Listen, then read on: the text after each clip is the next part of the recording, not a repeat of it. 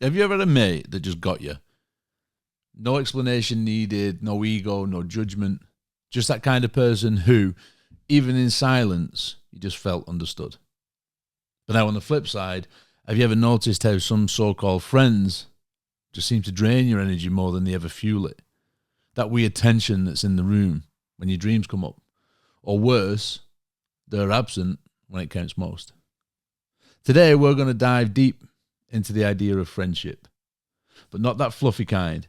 I want to explore the true nature of connection, loyalty, and influence. And I want to challenge the popular ideas that we have around what a friend really is. Because this might just be the most important circle you ever design in your life. Welcome back to the Success by Design podcast.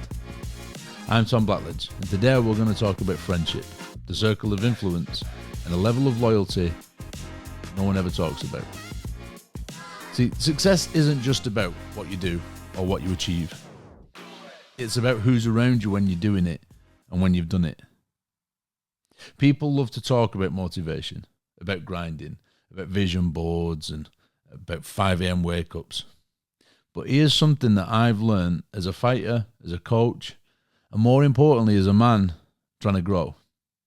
And me trying to become the best version of myself, I've realized you don't rise alone.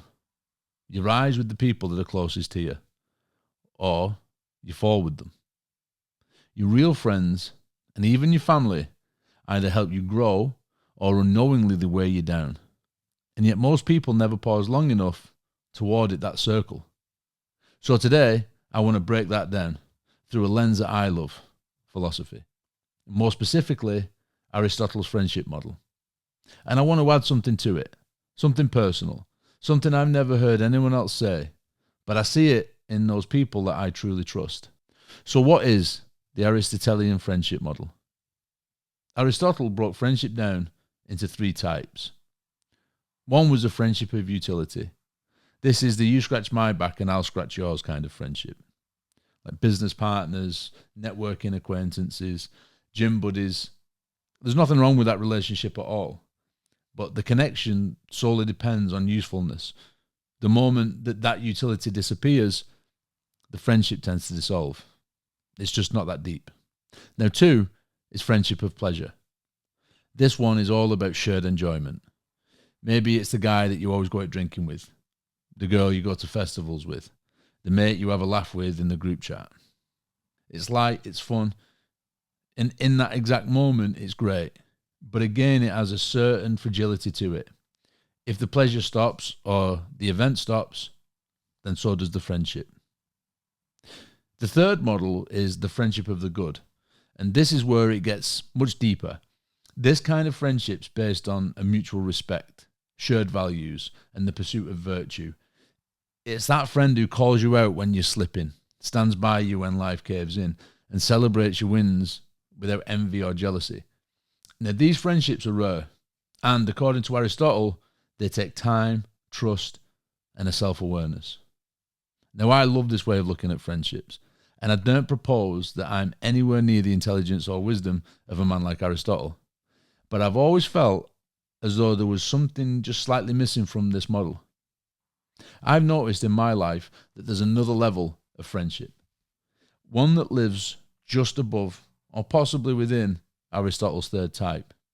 It's not just about mutual goodness of values, it's more about protection and that true and rare loyalty. And it also rings true in our romantic relationships as much as it does in our relationships with our close friends. As an important side note, you should never complain about your romantic partner to others. Ever. Imagine how you would feel if they were to do that about you and you heard. They were sat there complaining about the things that you did or did not do. And honestly, most often, those who partake in that gossip with you about your partner, the ones who listen, the ones who seemingly enjoy you not living the happy life, not having happiness in your life, in your heart, they're glad that you're telling them. See the joy in their eyes as they salivate at the thought of being superior to you in ways that you need to complain to them and that they can go tell others about how you don't have such a happy life. Do not fall for that trap. Instead, We need to be certain that we defend our loved ones wholeheartedly, maintaining those strong, impenetrable bonds even when they're not there to see or feel it. It's the kind of bond where your name is protected in rooms that you're not in. It's that bond where if someone tried to slight you or take the piss in a denigrating manner in their presence, whilst you weren't there, they would shut it down without hesitation. Not just out of loyalty, but because they wouldn't let your name be disrespected. Because they know that that person wouldn't utter those words if you were there with them. Now that's a different level. Now I'm proud to say that I've got friends like that. And I am that friend to a lot of people as well. And I think we need to talk about it more. Because in a world obsessed with being liked and playing it safe, with avoiding conflict, that kind of loyalty is rare and precious. It's not performative, it's not loud, but it's solid, it's unshakable, and it's worth more than most people realize. You can always tell the ones who are real, the ones who support you, and you can spot the fakes a mile off. Who likes your social media post? Who uses your business? Who checks in to see how you are?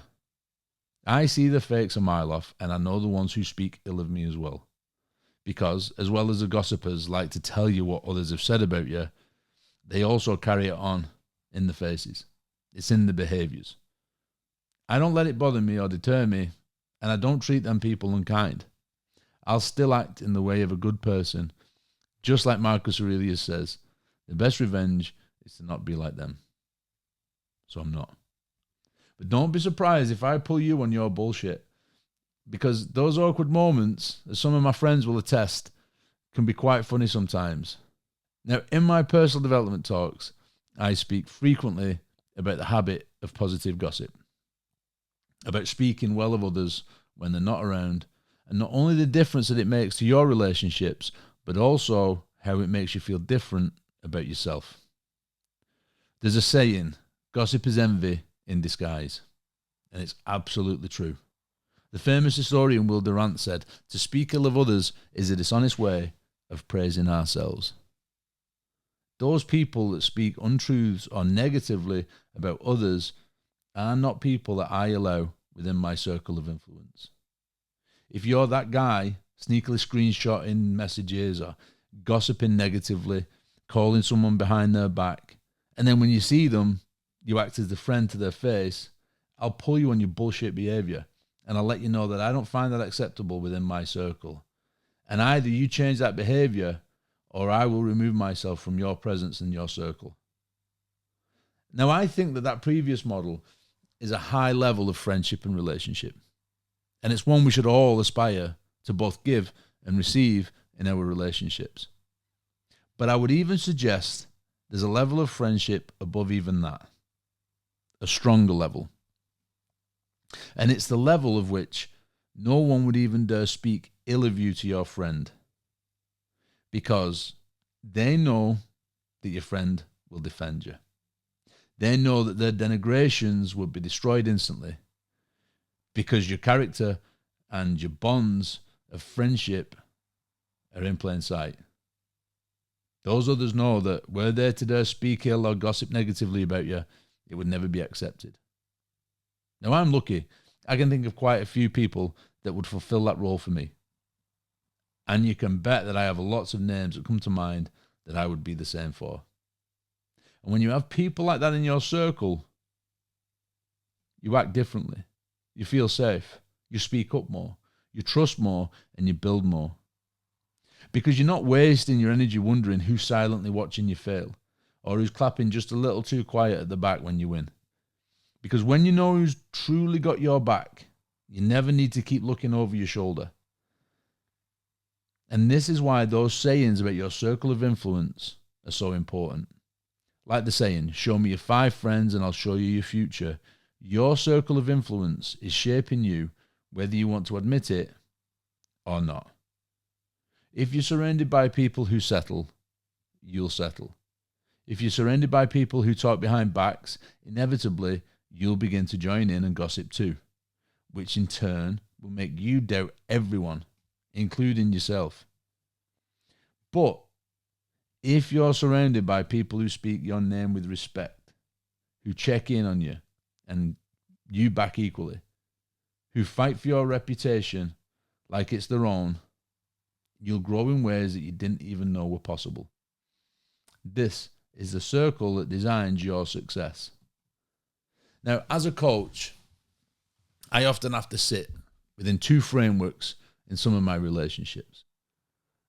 I'm certainly and obviously a friend to many, but I also must remain in a role that helps me provide the best possible coaching advice to, the one that leads to the best possible outcomes for the person that I care about and I'm coaching.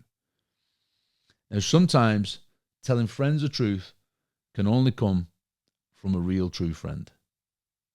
I expect my friends to tell me if I'm wrong about something, if something in my character is off, if I'm making a mistake with my business, if I could write better, or if I could deliver a speaking engagement more concisely or clearly.